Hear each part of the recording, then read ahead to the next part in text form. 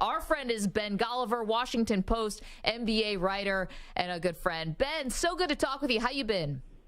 I've been great. Those were the good old days because you could just give them a grade of F every single time without even considering who they took, right? And you would look great 3-5 years later. I know, not the case, and I'm glad it's not the case because the Beam team has been fantastic. It's so much fun, but we got to talk about Draymond because he's stolen the headlines from this series, unfortunately. How did you see the suspension? Did you think it was fair by the NBA or was it an overstep? I've seen a lot of outrage directed at the NBA, and I think people need to redirect that outrage back towards Draymond Green. This is a guy who, since, early in his playoff career, going back 7-8 years, who's been excellent at kind of towing the line, playing in the gray area, giving himself and his team an advantage in these kinds of situations. But he has crossed the line in the past. When you cross the line, there's going to be a risk that comes with that. And being in the building on Monday night, my immediate reaction was, what the heck is he doing? That's not a reasonable response to somebody grabbing your ankle. That ankle grabbing stuff does happen in the NBA.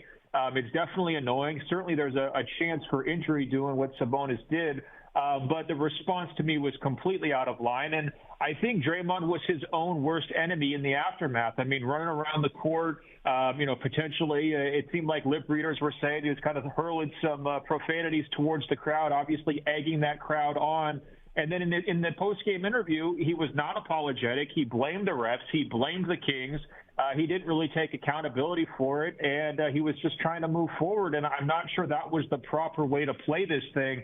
If I'm the Warriors kind of stepping back from this big picture, I'm wondering, was that the last straw for them? They've been through so much stuff with Draymond Green over the years, and obviously his suspension in 2016 cost them the title. He punches Jordan Poole at the start of the season. He really gets just a slap on the wrist from the organization, and now he has potentially changed the direction of this series.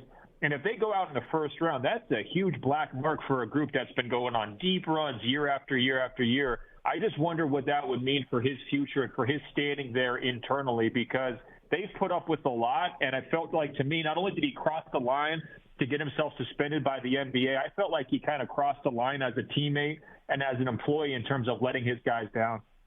But, Ben, if you have Draymond Green, can you have a Draymond Green that pulls back and the good Draymond Green without the bad Draymond Green? Do you know what I mean? I feel like this sort of on-the-edge behavior and being a professional irritant has also done a lot of good things for the Warriors over the years. I feel like the Warriors kind of maybe appreciate Draymond Green flirting with the edge so all their other guys don't have to. Is there any argument to be made there? Oh, of course. I would be one of the first people who said Draymond Green should be a first ballot Hall of Famer. I think he's the most important defensive player of his generation. They don't win these titles without him, but that doesn't mean it goes on forever like that, right? We have these kind of player arcs, and I think the most under-discussed part of Game 2 was that Sabonis was killing Draymond Green throughout that game. He was winning the front court matchup. Draymond's throwing the basketball all over the court. Draymond had a terrible game all around. I'm sure he would admit that if given truth serum. I mean, it was definitely below his standard, right? And so I think you saw some frustration in terms of, him not playing well come through in that action as well. Look, Draymond is not the player who he was 2 or 3 years ago in terms of his overall impact. I think it's mostly a consistency standpoint. He can ramp it up and be phenomenal in certain games. We saw that at times last year, especially in the finals against Boston. He was excellent. But then other nights, he comes back to earth and he doesn't give you that same impact. And I think that's kind of the problem in the decision for Golden State right now is, how much is Draymond worth to you? How much is your tolerance for some of the negative behaviors if the positives aren't necessarily outweighing that stuff every single night? And it's going to be a massive, massive decision for them this summer in terms of how do they handle their relationship with him going forward, because he cost himself a lot of internal credibility with that punch of Jordan Poole, at the start of the season, and they really let him off light. They placated him. They didn't suspend him, and they sent him home for a couple of days, put him in timeout, but that was really it. They've tried to put the pieces back together since then, but it's been a very inconsistent and wobbly season. Their team defense has not been nearly as good as it was during Draymond Green's peak years, and obviously he's the captain of that defense. So I think if I was a Warriors decision maker, I'd be thinking about Draymond's role in this grand scheme of things differently right now in 2023, certainly than I did back in, say, 2017 or 2018. Going to be fascinating. Ben Golliver is our guest, Washington Post NBA writer, also the author of Bubble Ball, Inside the NBA's Fight to Save a Season, which is excellent. Ben, got to look at tonight's game, and that is, well, one of three, and that is the Lakers and Memphis. Are you a Lakers believer? Well, I'm a very, very, very late convert. Obviously, they're playing great basketball here the last week or two, but I live here in Los Angeles, and they put me through so many rough games this season. I'm still kind of healing my scars watching the Lakers and trying to believe in their turnaround, right? Because it's been so dramatic since the trade deadline. The chemistry is better. The defense is better. They're less reliant upon LeBron James. Anthony Davis is healthy and looking like an MVP candidate for them. And I think when you look across all the series, to me, the team that kind of needs to be panicking the most is actually the Grizzlies. Not only did they get this tough matchup with the Lakers, who are have a lot of momentum and have a great front line to kind of take advantage of some of the injuries on Memphis's front line, but they're also dealing with this Ja Morant hand deal, which seems like it's going to be a problem not only potentially for Game 2, but going forward throughout the rest of the series. To combat the Lakers' length and athleticism on defense, they need athleticism of their own. They need Ja Morant going out there and scoring 30 points and being that orchestrator like he's capable of being. And they have a great controlled backup point guard. Tyus Jones knows how to run an offense, super high IQ player. But that's not going to get it done against this Lakers defense consistently. You really are going to have to meet fire with fire. And I'm just a little bit worried that Memphis is outgunned here. To me, it's a must-win game for them at home in Game 2. If they lose this game, it could be done quick, and you rarely see that from a number 2 seed, going out that fast. So, Ben, who do you have as the favorite in the West? Because I'm worried about the Suns' complete lack of depth last night. I don't know how Booker and Durant can play that many minutes and last. They were probably my favorite in the West, but now I'm not sure there's an easy answer there. Who do you got? Well, the one thing that I do like about the Suns is that they're honest with themselves about their depth. They're not going to just randomly throw guys out there who can't play. And push came to shove. What did Monty do? He said, okay, we're playing our guys 40-plus minutes, and we're going down with our stars. And, it's not necessarily the most popular opinion in the NBA these days. I mean, you see so much load management and rotation management. And even, Steve Kerr, I felt like, didn't play Steph Curry enough in Game 1 against the Kings. If he had played him a little more, I think the series would have been tied. Monty's going down with his superstars, and I think that's the right way to do it if you're Phoenix. In terms of favorites, I think they've still got to be in the conversation. I was really impressed by their counterpunch in Game 2 against the Clippers.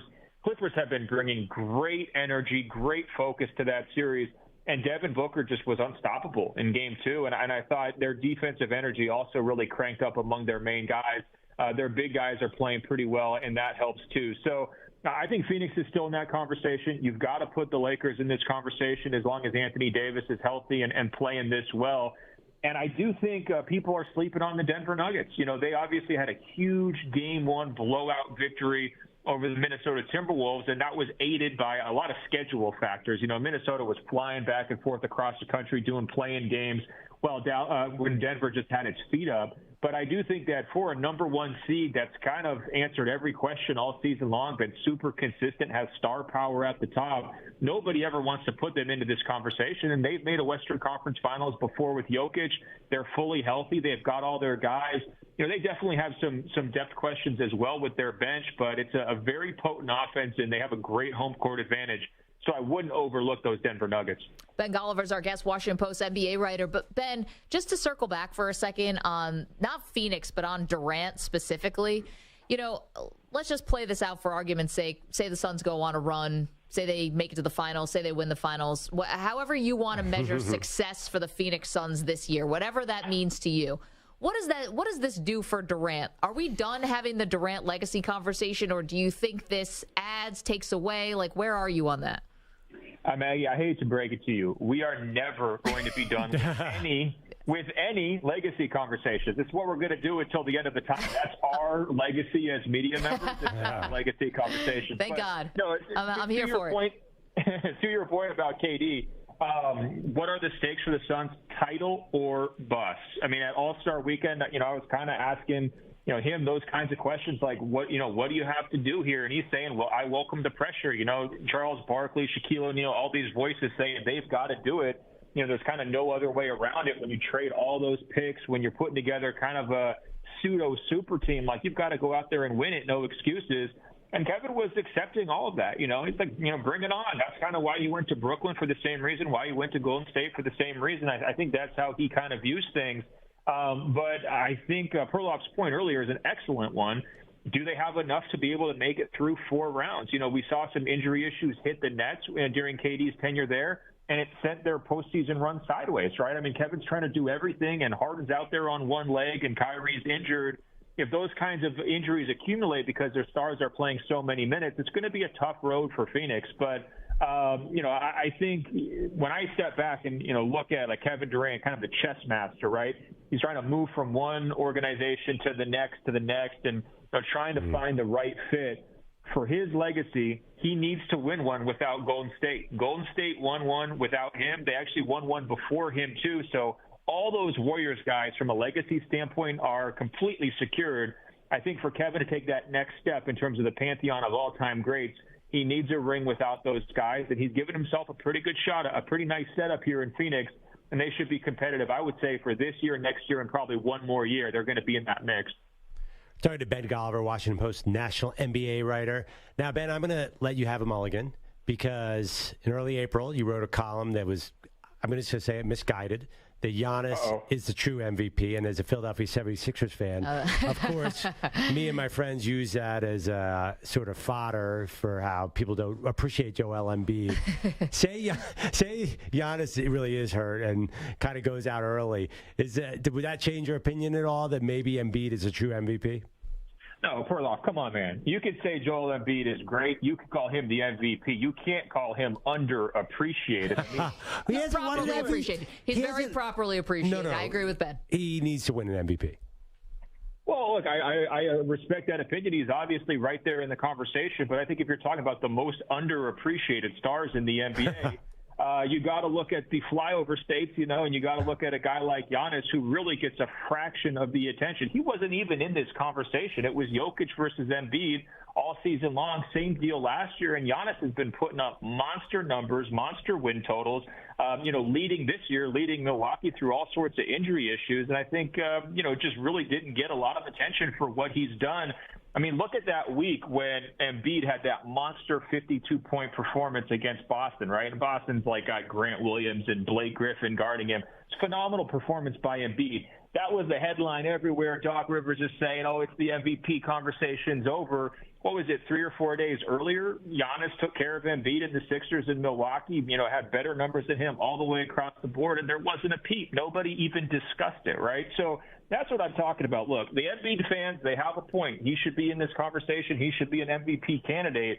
But don't scream to be about not enough attention when you're getting the entire Eastern Seaboard saturation coverage, giving this guy love day after day. What? You're telling me Giannis has not gotten attention? There's a movie about the dude, a huge Disney movie. It's not like we're talking about Shea Gilgeous-Alexander. He's Giannis. He's one of the biggest stars in the world. A lot of people didn't even have Giannis starting for the Eastern Conference All-Star team. If you look at the voters this year, people had Kevin Durant starting over him and Embiid starting over him. I think that if you're really looking at the type of numbers he's putting up, going back to Wilt, the last couple of times anybody's putting up Giannis numbers, you look at the number of times they're on national television, the ratings that they draw, I definitely think he's an underrated and under-discussed all-time guy. Going back to the start of the year, a lot of people put Giannis as that number one guy, like let's say in their top 100 rankings, right? Everyone said, okay, coming off, a pretty impressive performance against Boston in last year's postseason. Okay, Giannis is the new king of the NBA. And then nobody talked about him for 5 months straight. I'd love to see how many people have seen the Giannis movie or whenever it gets released. I don't know if it's even out yet. Because I've been one of Giannis's biggest proponents, and I certainly haven't seen the movie, and I'd be surprised if you have either. I think it's a straight-to-streaming situation, I believe, but that's the day we live in. Ben, last one for you, and appreciate you taking some time out for us in a busy time of year. We're on in Portland, Oregon. I know you are big in Portland and got a big fan base there. Got any idea about which way the wind's going to blow with Dame Lillard here? Well, what they need to be doing is blowing the wind into those lottery ping pong ball machines and praying. That's the only thing that's going to be saving this group is getting Wembanyama. I mean, that's the only way out. The problem starts at the top with Jody Allen, and it's not necessarily her fault. She inherits the franchise from her brother, who's this basketball-obsessed former tech billionaire who plunges all of his money and his time and his resources into making the Portland Trail Blazers a winner.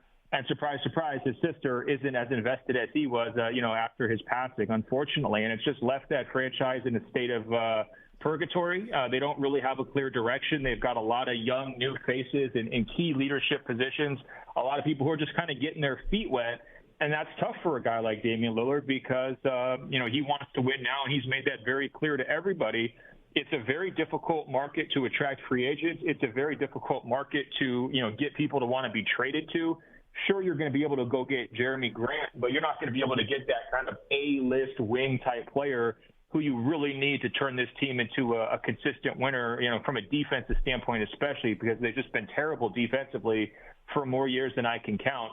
That's why I think the only answer for them can come through the draft. If you look back at their history, they drafted Lillard, they drafted Brandon Roy, drafted Clyde Drexler, like all the guys who have really, led the Portland Trail Blazers to real success were guys they picked up in the draft. And I think the guy who can do it this year for them is Wembanyama. They just got to pray they get that number one pick. Outside of that, I think they're going to be stuck for a while. And I understand, Damian Lillard, is he going to ask for a trade, not ask for a trade and all that? I think that he's making so much money there in Portland. He's the king of Portland that I don't think his patience has run out yet. And I think, unfortunately, not having great ownership just kind of leads everybody to lower their standards a little bit. And you just kind of have to deal with the frustration and go on and move forward. And they're kind of becoming the Washington Wizards of the Western Conference. I hate to say that, and I hope they do get saved by Wembanyama, but to me, it's an organization that just kind of seems resigned to its fate. Okay, well, before we wrap, can we all name a Sacramento King draft pick that we thought was going to be great? That I got to admit, Willie Cauley-Stein. I was in on Willie Cauley-Stein and Ben McLemore. How could Ben McLemore not be any good? Yeah. You got one, Ben? I did love Ben McLemore. I'll tell you my favorite Kings pick of all time. I didn't expect him to be great. Was Georgios Papagiannis. Do you remember the Papagiannis pick where there was people coming out afterwards saying we didn't even have him in our top 40, and they took him out number 10 or something like that. Everyone's looking around saying you just took somebody in the lottery that nobody else has ever heard of. But if you go down the list of guys they missed on, Steph Curry, Klay Thompson, Damian Lillard, obviously Luka Doncic. I mean, the list just goes on and on and on of potential franchise players who they didn't get. But they got one in De'Aaron Fox. They made a nice trade for Domantas Sabonis, and those two guys have this franchise turned around. It's crazy. I wonder, how crazy is it going to get if they play that Lakers team, in the next round? Because the Kings fans have not forgotten all the referee conspiracies from 20 years ago. I mean, that's their real rival is the Lakers, not the Warriors. And if you think the Beam team and that crowd at Golden One Center was crazy for the first couple of games against the Warriors, just wait until they're playing the Lakers and LeBron. It will be absolutely nuts. Man, I thought Marvin Bagley was going to be good. We could keep going. Ben. Zach Collins. Thank you so much for the time. Ben Golliver, Washington Post NBA writer and also author of the book Bubble Ball Inside the NBA's Fight to Save a Season. Ben, thanks so much. Talk to you soon. Oh, my pleasure. Take care, guys. Bye.